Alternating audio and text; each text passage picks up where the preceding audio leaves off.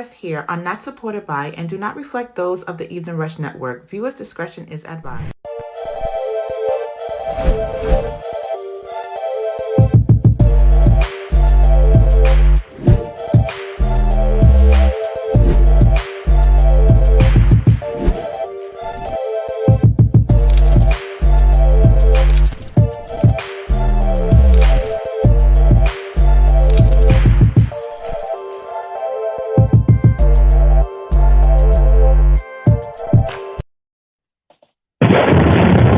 Yo, what's good? What's good? You already know what it is, man. Shout out to Rush Wednesdays on the Evening Rush Network with Dawn and Rainbow.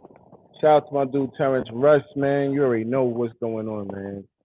Big shout out to Chronicles of a Black Sheep. Yo, I appreciate you tremendously. We was on there. I was on there this Saturday. We had a I'm about to great say, don't say show. we, because I wasn't there. What's good, Rainbow? How you feeling, mama? I'm tired, as always. When am I not tired, right? Join the club, man. But other than that, I'm good. I we mean, we had a great July 4th. Y'all ate on my food. I loved it. Y'all left me none. I was so happy. that's a good thing. Yeah, that's a great thing. Um, you know. So how's everything else other than that? How was your weekend? Because it was a 3-day weekend. Well, we already know I have a 5-day weekend, so I only work 2 days a week. I saw you were out at the beach showing body. I went to the beach on Monday Mm-hmm. before I came to the barbecue. It was hot as shit on the beach. Okay, So you had a good time though. I had a good 4th of July. I did. How about you? Dawn was out there cooking ribs and corn, and the corn was taking too long. I was getting upset. I had a great 4th of July. It's all about family. That's Absolutely. how that's my whole point of doing it. Sharing time with my family. I'm sending blessings to my son right now.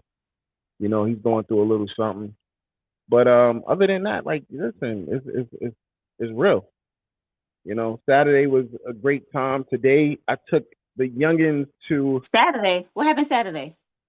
Oh, Saturday we was running around putting up stuff and getting stuff ready, and we just had a good time. Us guys. It was just I me and the thought boy. to say, what did I miss on Saturday? You talking about Saturday? What happened? But then today I took the kids to Parkswood Park Zoo, and it was amazing. We had an amazing time. I realized one thing about Brooklyn's Parkswood Park Zoo though. What about it? We have a limited amount of animals. I mean, it's in the middle of Brooklyn. What you want? Like you go to the Bronx Zoo, there's like mad animals. It probably wasn't easy to get the elephants, down back to Brooklyn. They need to turn them. Yeah, no. So that's probably why there's limited animals. Like it's hard to get the animals in the midst of Brooklyn. Like, did they have tigers or anything? Like that'd be weird. Can you imagine if they got the hell out and then start running down the block?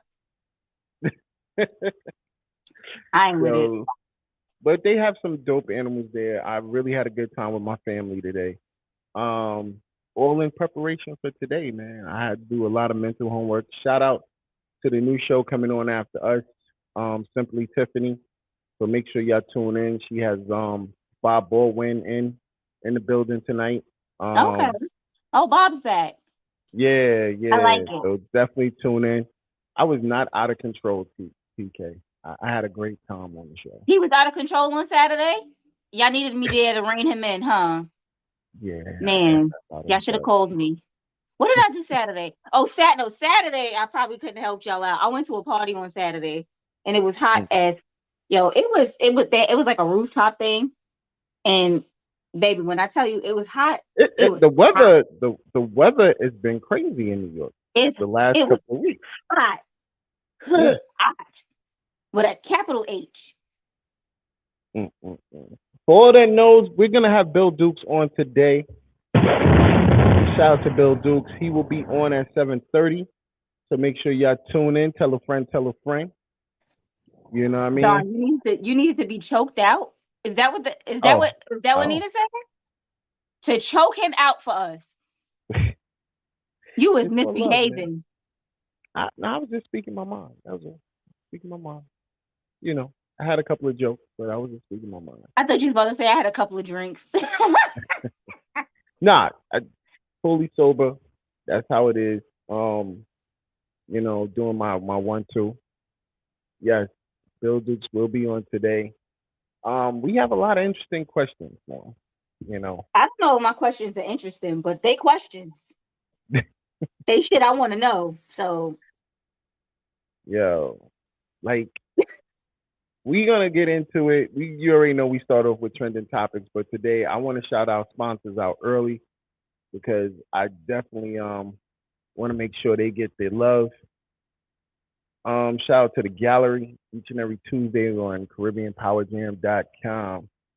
Shout out to Industry 21 Magazine. We are in issue. I was just about to say that in issue 12. Shout out to Nah, I don't Plush know. Vodka. You be saying episode. Shout out to Plush Vodka. Gluten free vodka. Make sure you try out the plum. And I have to remind me to send TK and Nina Pink some Plush Vodka because I keep forgetting. So I Okay. got to definitely send them some. Shout out to a cause of concern, a solution network, Sister Chaplain, Christina Winslow. She has an event coming up. Make sure y'all definitely go and support. It'll be in That's this Queens, New week, York. the 9th. Oh, so we'll definitely be there. Make sure you come through and support. Shout out to Hot Commodity Cosmetics. Next week we will be giving away some hot commodity cosmetics. Shout out I don't to care what you say. Christine. I'm entering this raffle or whatever it is. You're I'm not. gonna You're get me not. some. No. You can't Yes, have I am. I'm gonna it. get me some hot commodities cosmetics. Shout out to Envious Creations. All the dopest treats, the gear, anything you need. Just holla at Envy and she'll make it happen. Shout out to Martine Felton. Definitely author, life coach, transition, Intuitive. does all that. Intuitive. Yes, that's the word I'm looking for. I know. I know. I was reading your mind.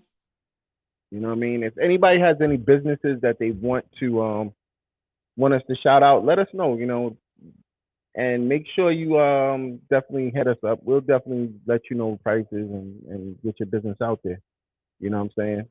Anybody that want to call in tonight, the number is 929-441-2417. If you want to support the show, definitely hit up the Evening Rush, $ the Evening Rush.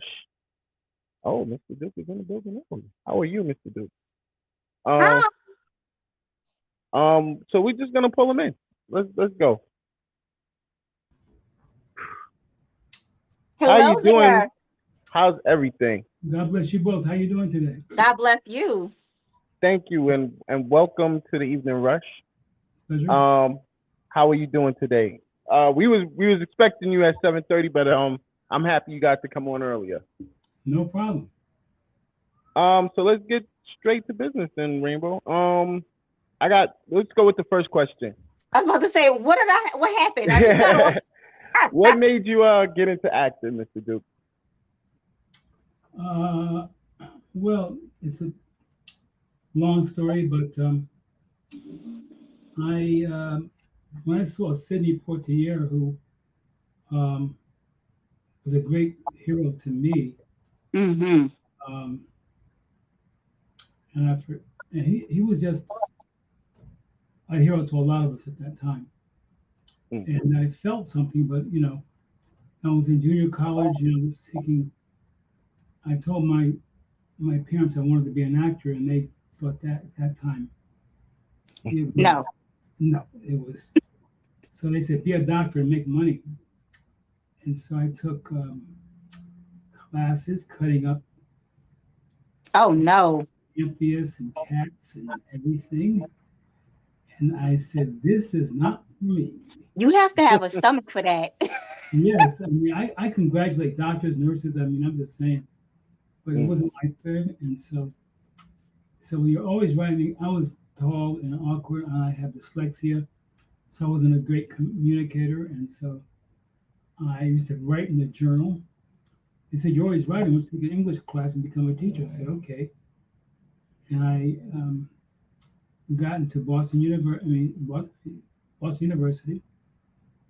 and Lloyd Richards was the head of drama at the drama department at BU. He was black. He was one of the first black directors on Broadway, Raisin in the Sun. Mm. Mm. And so I went up there and auditioned, and I got in. And I got in, and so Lloyd Richards was a mentor for me also after I graduated. But what happened was my first semester, I had to take a ballet class, and I'm glad there weren't cameras because I had to dance across the floor in ballet tights. Mm. And I'm glad that. Were you any good? No. Standing on my tiptoes at 6'5", are you kidding? Mm. I wish. Then how I got my first job was after I graduated from NYU School of the Arts, Mm. and I made a film there, and it won some awards. It got recognition, and then I went around to all the networks and studios. They said, "Well, we appreciate you got an award, but we'll hire you in your second job, but not in your first." So I went to David Jacobs, who was the head of Knots Landing. I went to Knots Landing and sat down with him for 5 minutes. He just kind of said, "Okay, take care." And so a week later, my agent called me and said that David Jacobs wants you to direct an episode of Knots Landing. Mm. I said, "What?" So I went, told and my family, everybody. I was so happy. So I was in a week of pre-production, and my last day of pre-production, Joe Wallenstein comes in and says, "Hey, Bill, you did a great job in pre-production. We could tell you're going to be great, but you're real." Mm. So what real? I said, "Well, it's the real that you send in for your other shows." I said, No, I just graduated from AFI, and he said, "Wait, whoa." He goes in David Jacobs' office. David Jacobs had mixed my box up with somebody else. Wow. That's how I got my first job. Hey, Wow. what happens? God was looking out for you. God Yes. was looking out for me. He looks out for me every day and always has. And all I can tell you that's the reality. So that one moment got us where we are right now, with you being one of the greatest actors, entrepreneurs, authors, directors. That's amazing.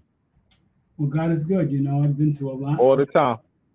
God was good. And even in the hardest times, I tell this story all the time. I was the first black director on Dallas. Mm-hmm. And, I was so happy. And I got my little used car and got it cleaned and wore a little tie with a little jacket and had my briefcase. And I drove up to the security guard at the gate, and I rolled my window down. And he looks at me and he says, "Who are you delivering for?" Mm. I said, "What did you say?" Mm-hmm. He said, "Who are you delivering for?" As I always say, I wanted to say, "I'm about to deliver a can of whip ass to you." But if I had said that, I would have been the angry black man Mm-hmm. in Hollywood. So instead, I said, "Sir, I'm the first black director on Dallas. Mm-hmm. Mm-hmm. What I'm delivering is my talent as a director. Amen. Would you please open the gate?" The most wonderful thing that I could see was the look on his face. Shock. Mm-hmm. Mm-hmm. Shock. Good. What can I say? Wow. See, and that's all it takes. You don't always have to be aggressive. You don't have to go Mhm. any way other. You just listen. This is who I am, and the respect had to come off the lip. So what you can do is try to So, love yourself every day. Amen. your first acting gig was car wash, correct? Um, I think I did a couple of smaller films before that, but that was my first major thing was Me. car. Hmm. What was it like working with the great Richard Pryor and Sidney Oh, Poitier? I don't think Sydney wasn't in the show. I think it. Okay, but I know Richard was in there. No. I'm like, no. Yeah. Richard was he shocked everybody with his humility. Mm. When we were just on the set, we were just like starstruck and bowing and oh, Mr. Pryor, and he said, come on, come on, come on. And he started telling some jokes and we all laughed. And he was the humblest, kindest. All I can say is that he was magnificent and embraced. I think a lot of people misunderstood Richard Pryor, and they didn't really get to realize who he was until later on. So that's why I asked, how was it working with him? Because seeing who he became of one of the greatest comedians, working with somebody of that Ever. caliber, and yeah, Yes. yes, definitely ever. So my next question is, what was it like working with Arnold Schwarzenegger in not one but two movies? Working with Arnold again, and I'm not blowing smoke, but he's one of the most humble people I've ever met. Mm. See, there are certain people that, you know, Wayne Dyer has a saying. He says, every morning we have one of two choices. We can be a host to God or a hostage to our ego. Mm-hmm. Mm. And Arnold was not a hostage to his ego. He was Yeah. great people, disciplined. Him and his trainer and the other actors, as you saw, Jesse Ventura and all Yeah. athletic guys, right? If the call to the set was 7 o'clock, they'd be up in the morning at 5 a.m. And Arnold had two gyms transferred by truck to the location, Mm. the hotel, and he bought out two of the ballrooms. They became gyms. He had to keep that physique up. That's right. So Yeah. what happened was they'd be up at 5, then they would run, maybe 4 miles, 5 miles, Mm-mm. come They back, can have it. come back, work out in the gym for a half hour, and go eat breakfast. I did it twice. That's why they can keep it. I can't keep up with that. They called me a wimp. I say, whatever you call me, I'm going to enjoy my breakfast. That's all I can say. But they I'm were, enjoying a little bit extra sleep and a good breakfast. that's right. But they were like, when I say serious, Yeah. we were trained Well, also. The trainers, that's what not their career was built off of, but they were they Well, were you big had guys, so they Jesse. had to continue to be big, so they had to work out like that. Yeah, that's right. because Jesse was a wrestler. Mm-hmm. And then Arnold Schwarzenegger was a bodybuilder. First of all, he was just an action star, so action stars need to be back then. They had to be big, like big. Right. That's right. And he was kind and he was 1,000% committed. Mm.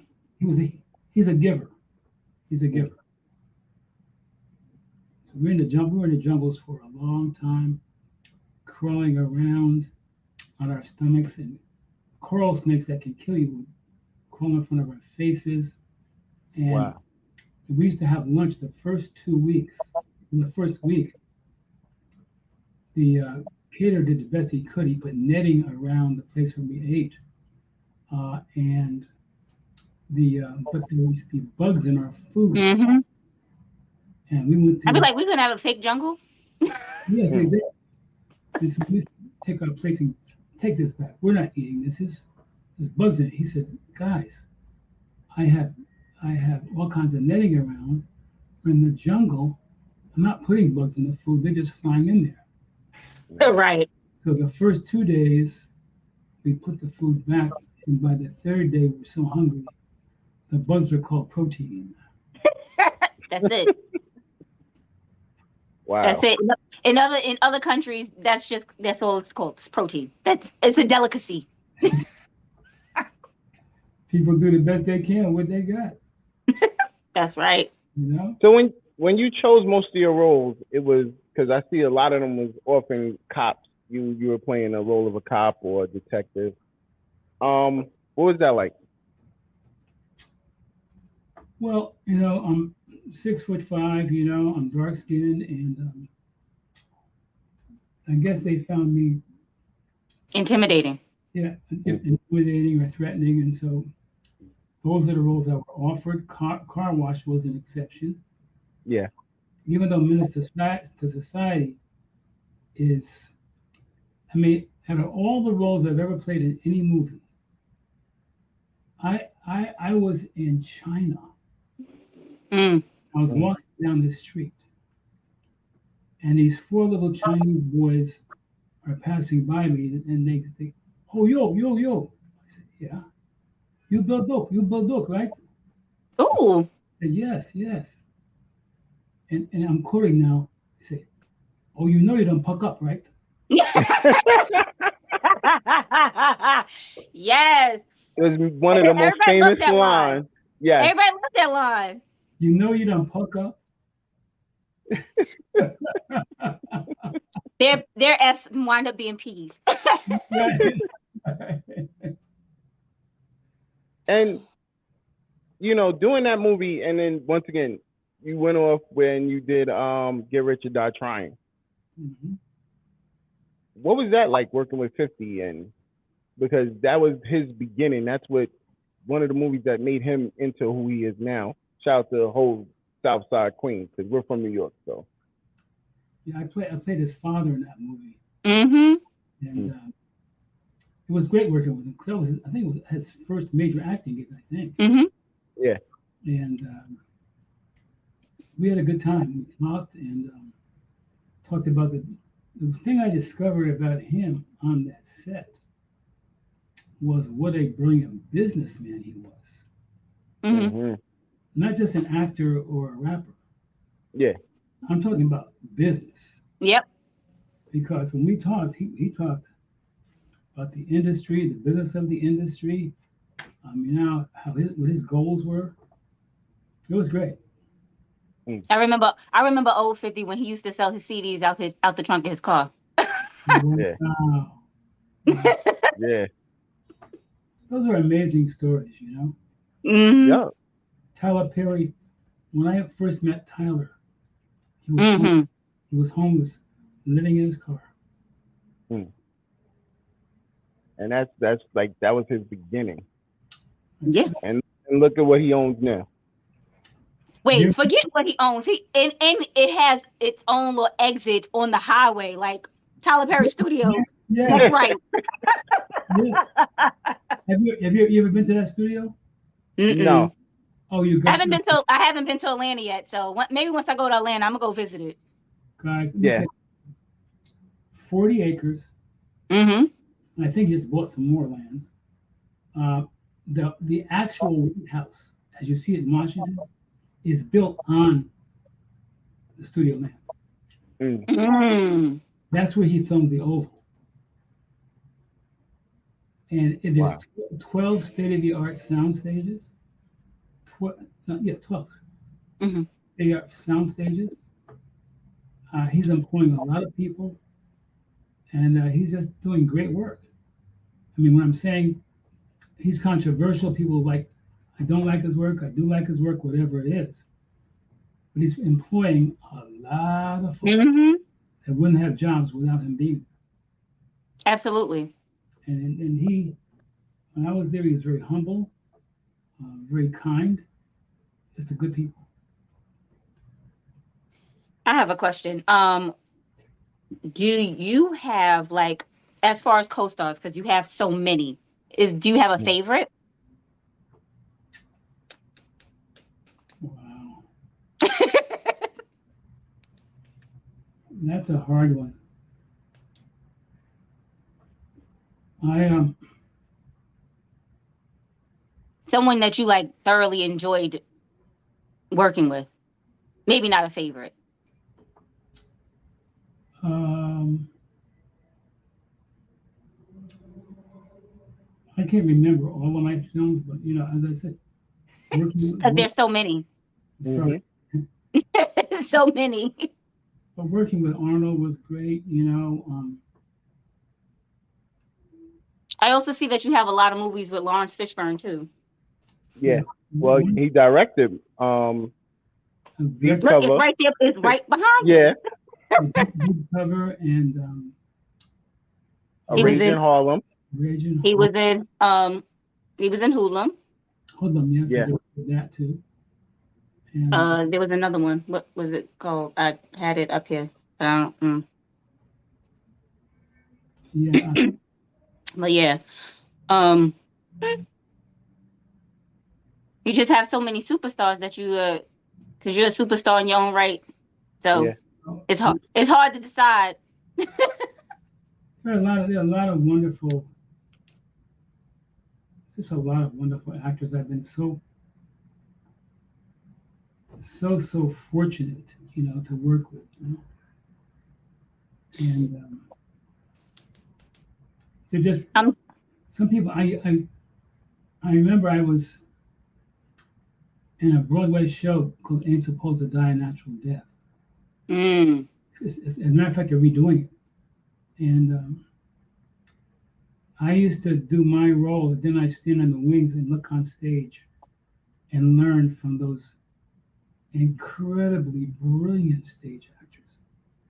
I would just learn, but just looking at, and I'd go back on stage, do my role, and come back and just look.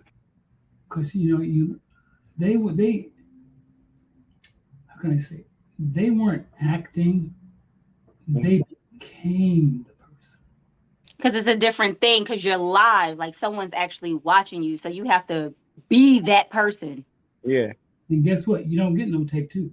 Mm-mm. Mm. There ain't no cut. Let's do take. No, no, no. You get one take, and that's it. And you can tell how the audience feels by how they react to what you're doing. I Um. just want. I just I want to wanna. say that I love to hate you because Black Lightning is one of my favorites. But you in that show, baby, I was ready to fight you. I'm so glad you enjoyed it. I'm so glad you enjoyed it. I did. We had I was fun. like, why is he back? Why y'all bring him back? We had fun. We had fun. Yeah. So we have a comment from one of the watchers. They wanted to know what movie did you enjoy filming the most and why? I have that as a question. Well, one I would say I really enjoyed directing Deep Cover. Mm. Jeff Goldblum and Lawrence Fishburne together. Mm-hmm. I mean, it's almost like as a director, you didn't have to tell them nothing. When they got in that scene, they give not 100 but 1,000%. And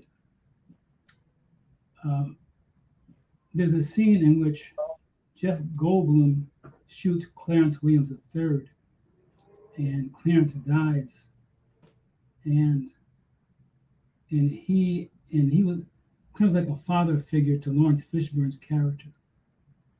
And when he shot him, I just said, okay, Lawrence, whatever you feel. He started sobbing and weeping like it was really his father. Mm. And that touched everybody on the set, everybody. I would say the second one is Hoodlum. Working with Cecily Tyson. Are you kidding me? Mm-hmm. God, Amazing. I was supposed to be directing a scene. I just said, Miss Tyson, Do what what you do. do you want to do? Because I mean, what do you There's think? just some people you don't direct them. You just be like, all right, so we're gonna start, and you just do whatever it is that you do because I already know what you're doing. That's Yeah. And right. Cicely Tyson was one of those. Brilliant, brilliant, kind, beautiful spirit. And then years later, I saw her on Broadway. I forgot. She was like in her late 70s, early 80s, whatever it was, dancing and singing on Broadway. Mm. Sometimes two shows a week. Ooh, A day, two shows Yeah. like yeah, Saturday and Sunday. I went back to see her, man. She was just the great. She was one of the greatest. Wow. she was So I have she was I she have was it one more comment from the audience. from the gallery, They from the peanut asked, gallery. "What was the experience of working on the movie American Gigolo with Richard Gere?" Wow, great question. Great director. I forgot his name. I'm blocking my head right now, but great director. And Richard, he's one of those people as an actor. He would say, Bill, what do you need? What do you need? Mm. I said, man, I just want to be there with you, man. And he said, but if you need me to do something different, he was that kind of person. Mm, Yeah. I mean, he was a star. I mean, he was a collaborator. Does that make any sense? mm-hmm. Mm. He wasn't taking himself so seriously that you were minor to him. No, no, no. He collaborated with other actors that were working with him. I love Richard Gere. I don't know. Incredible, incredible. Mm. So I want to get into your book. You're an author now. How many books have you written? Three that are being published. Yes, my Okay. autobiography, Mm, um, my book of my poetry called "Works of the Invisible Man," mm-hmm. um, and my book for it's my legacy book called "The Journey." It's the journey that we all take in our lives, Mm. and now I've also launched my own network online called Unite, and you can get it by going through Unite YOUNITE network Yeah. TV.com. Unite network TV.com. And I created the network because when I turn on the news, 80% of it's negative. Mm-hmm. Mm. That's And why I tend not to watch it that because I makes don't want to be depressed. that's right. Yeah. So a question came to my mind one day: what are we leaving our children? Are we leaving them hope? And I realized, there's a lot of good things happening in this world and in this country that people don't talk about. Nope, Hmm. they sure don't. So I want my network to be like a good news network. Or I have the support of Anthony Anderson and Cedric the Entertainer and some other major stars that are on the network and they gave interviews, etc. And I'm putting more stuff up there. So, and we're looking for anybody who has content that's positive Mm, Hmm. and that's caring about others in the world and children and older, whatever it is. please contact us. At Unite, Yeah. because the thing is that we want to put up as much good news as happening. A lot of good things are happening around the world. Absolutely, and we don't even know about them because no one reports on them. Yeah. It's not dramatic. You know what I mean? No one's bleeding or dying. Absolutely, It's that they just want to invoke fear in us. it's sad because what are we leaving our children? We got to leave Yeah. them hope. We got to leave them some hope. Mm-hmm.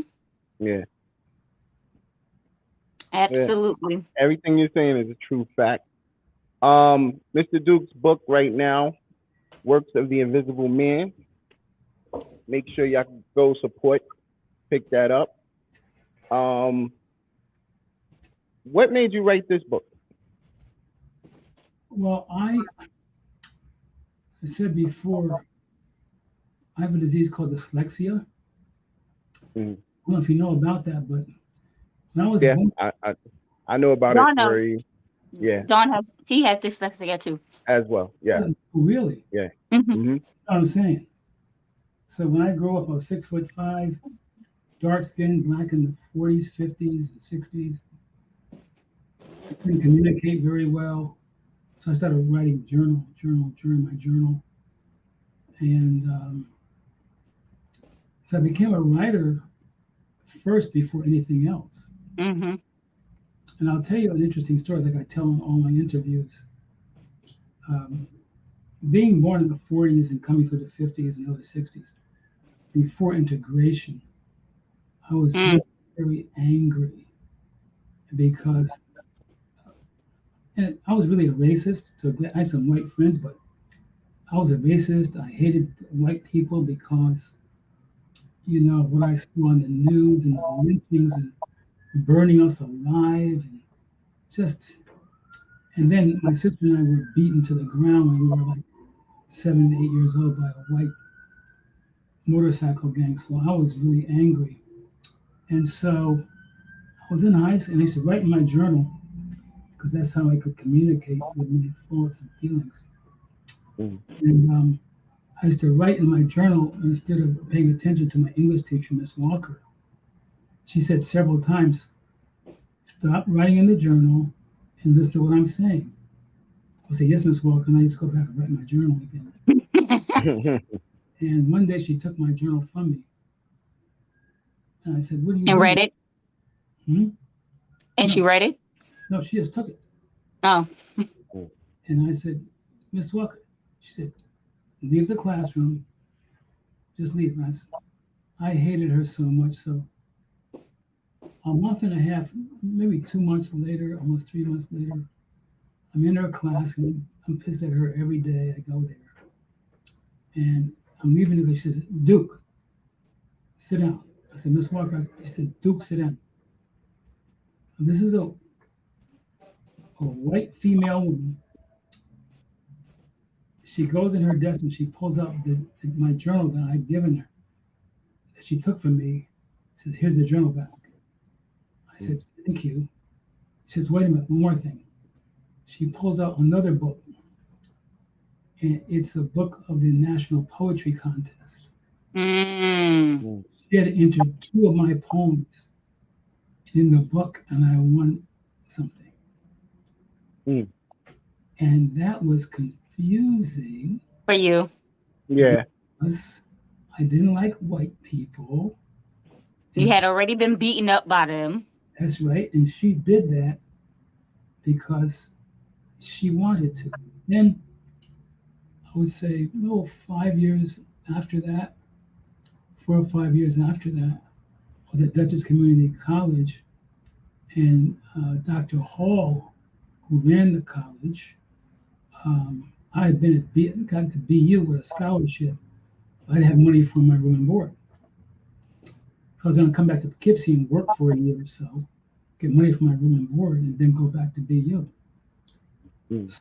And on spring break, Dr. Hall had heard about this, and I was walking down the halls of Dutch Community College. He said, Duke, come here, to my office. I said, Dr. Hall, I'm busy. He said, come here. I said, come here. I said, okay. So I go into his office and he says, I hear you're thinking about leaving BU and coming back to Poughkeepsie to work. I said, yes, sir, because I can't, pay for my room and board. He says, wait, wait, wait. He goes into his vest pocket. He takes out an envelope. Mm. I said, what is this? He said, Yeah. open it. I open it. It was a check that paid for all my expenses. Mm-hmm. 2 years Mm. at BU. For 3 years. When I read that, I was in a shock. I was like, Ah. We just read it.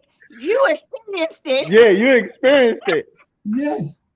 And when he said it, I was going to say, thank. He said, it's okay. I believe in you. Mm. See that? And that was another shocker for you, huh? Well, it stopped me from judging people by their skin color Mm.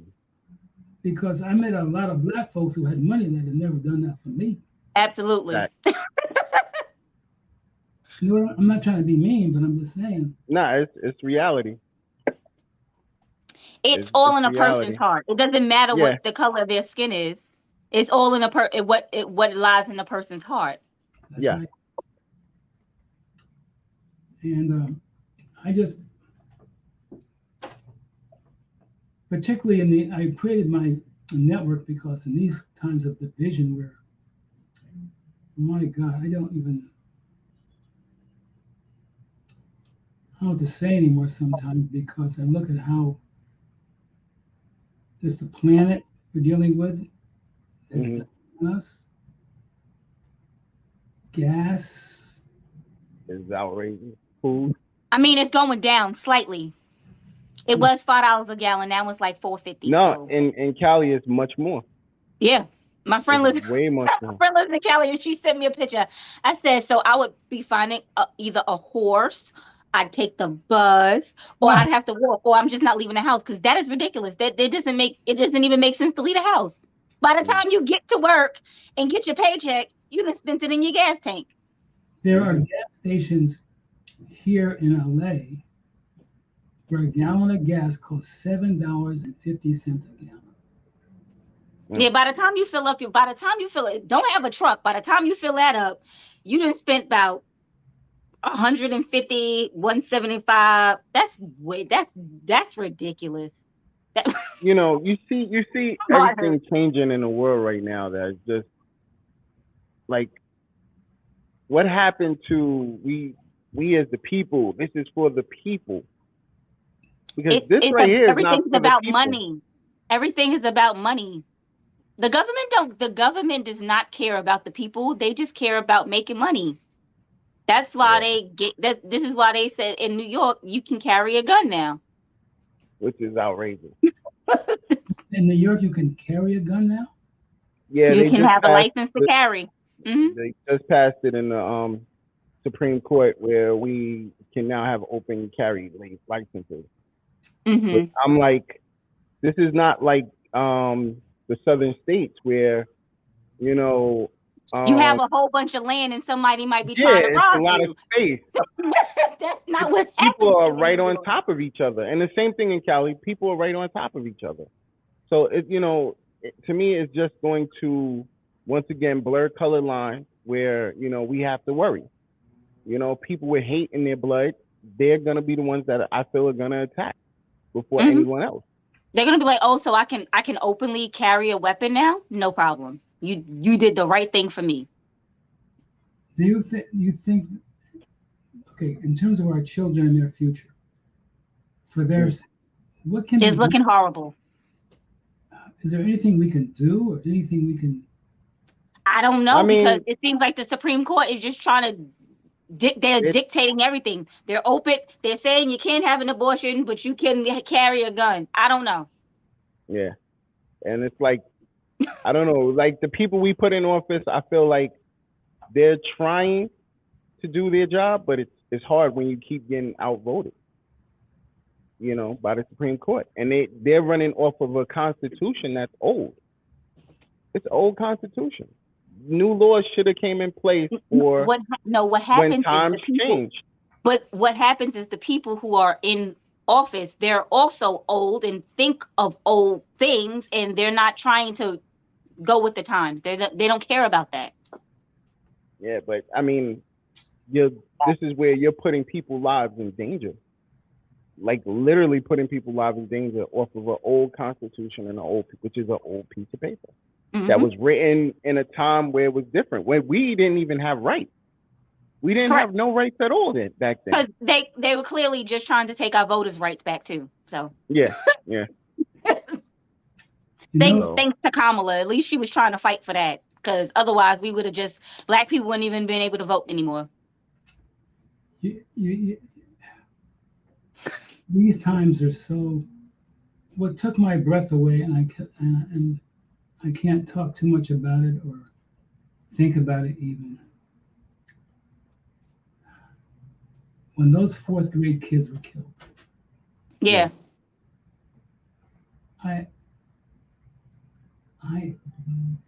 It's beyond my. It's how do you kill a child? I mean, really. Those are monsters. And I mean, people have been like that forever, because if you think about it, our people they've always killed our kids. They've always killed our children. So it's just that it's televised now. We can actually find out about it, and it actually makes a difference to other people, because people. But it's still heartbreaking. It's still heartbreaking. The whole thing is, it's always been heartbreaking. But what I'm trying to say is, back in the day when there was slavery, they would always kill us our black children, with no problem. Like, they treated us like animals. But in this day and age, nobody should be killed. I feel like everyone should die of natural causes. Listen, I feel like, end of the day, things are being done that there has to be a way to stop it. And it has to come from congressmen. It has to come from, it should be coming from our president, which I'm surprised, And I'm going to tell you why. He served with the first black president, who he saw was making change after change after change. Not really, because you have to remember, there were a lot of things that Obama wanted to do, but they wouldn't let him do, simply because they were like, "Oh no, you can't do that. We're not letting you do that. Nope, not them, not for you."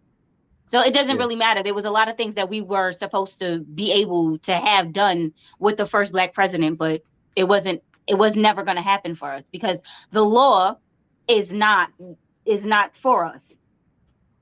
The Constitution wasn't written for us, and that's what they're going off of. Who do the two of you think the next president will be? Unfortunately, I have to, after looking, I honestly believe that they're going to probably vote Trump back in. I honestly believe that. They shouldn't let him run again. First of all, after January 6th, he shouldn't even be able to run again. Point blank, period. Unfortunately, that's where it's going to end up happening, because they love him. People feel like Biden is not doing his job at all. But if you think about it, neither was Trump. He was just running off a whole bunch of things that Obama did. Pretty well, that's what it was. But at the end of the day, gas prices was lower, food was and all of that. More. Yeah, because wasn't nobody at war then, because of Obama. Yeah. So we didn't have a war going on between Ukraine and Russia. His people, Putin, tell Putin to cut it out. Yeah. Listen, this is the world we live in now, and I myself would love to see change, because, at the end of the day, we all need to survive. There should be more peace right now than anything else. The world is highly divided. Yeah, very divided. And you would think time from what happened from in the past, you think that we would be a little bit more united You will learn from it. because time progression, as time goes on, we start to progress, and us as people, we start to be more understanding and, value other people's cultures. But Not even that, the value of life, that you too, know? especially after COVID, Yeah, yeah. that first go round, not Because this, what's happening we now, lost but the first go round. so many people. You would think that, when we got back outside, it would be a little bit more peaceful. Like you would think this, they came out when George Floyd. That was the most time I've seen people join together than anything was for George Floyd. And then it's just like now everybody's out. It's back to every man for themselves and everything else. So That's sad. I don't know. Also, us in the Black community, we have to. It seems yeah, like we we have to definitely need to we do have to better. do better by our kids, because clearly they're out here just running amok. They have no fear. That everything is a gun, gun, gun. No one, Hmm. no one knows how to fist fight anymore. Everybody wants to shoot. Yeah, and we're I don't. losing If too you want many to of our fight, youth. go ahead, but We're use your losing too fist. many of our youth. Mhm. It's guns or drugs. This is how we losing our youth. Mhm. You know, Can but anything listen, be done? Everybody want to be a gangster. yeah, It's interesting. yeah, definitely. Mr. Duke, I want to say thank you. I definitely appreciate your time. Um, this was an honor for both me and Rainbow to be here with you. What's my name? Rainbow. That's not what you said. You said rain the That boat. is no. I Oh God, said name the bottle. Okay. Hey. so. It was definitely an honor to be here with you. Um, we usually ask our guests to tell us how they want to go out, which is a word of inspiration to everyone. So today we're gonna ask you first. How do you want to go out today? I like quotes, and I'll give you a couple of mine. Um, aspire to inspire before Mm. before you expire. Amen. That's a Very good deep. one. Let me write that down. Okay? I'm gonna use Definitely, that quote. Aspire to definitely appreciate that. before you expire. And that's something definitely to live by. The second That's Rain. one. right. The second Oh, wait, one. yeah. The, Mhm. se- the second one is um, if a man does not seek humility, Mm. Mm. humility will seek the man. Mm. Humble yourself. Before somebody humbles you. Fact. And the last the, Absolutely. the last one is in your lifetime you will never see a smaller package than a person wrapped up in themselves. Mm. Mm. Wow. Look, Listen, that's how they be doing at the poetry things. everybody, you seeing it first. You're hearing it first. Once again, thank you, Mr. Duke. Rainbow, how you want to go out tonight? You know me. I just want to be Russell Simmons. I want to thank y'all. God bless. Thank y'all for coming out. Have a good night. Peace, peace, peace. Okay. All Thank you. right. Thank you. Thank you. And as always, I want to say thank you, everybody, for tuning in. Thank you, Absolutely. Mother, too, for your super sticker. We definitely appreciate it. Um, I want to go out today saying that, take time for your kids, guys. You know what I mean? Whether, if you see that, if you don't feel there's a problem, just try to, they're not going to tell you. Kids are not going to tell you there's a problem. You have to definitely keep more aware eye on your children. So take the time to get to know your kids, because that's something we have to do as parents. But we You know what should, I but mean? parents should know that because they were kids once and they didn't tell their parents that something was wrong. Yeah, but nowadays I think that's one of the biggest issues with us as parents. We're neglecting to do that check. We're allowing things that we normally wouldn't allow. So I definitely want to say, do that research, do that check on your kids, man. Most of all, you can catch us on all platforms. Definitely check out the eveningrushnetwork.com. Download the app so you're always on the go. Shout out to DJ GMF who just put on a magnificent reggae.